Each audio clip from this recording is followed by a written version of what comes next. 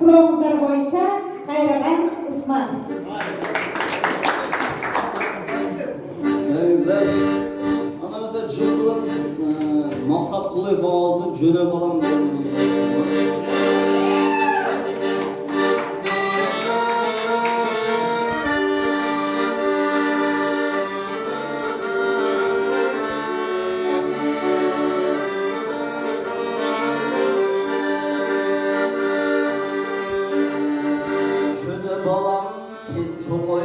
Ayıl yurtqa barıp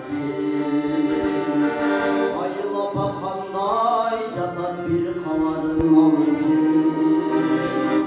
çoğ atamdır kolu jayın çöp baskandır belçeli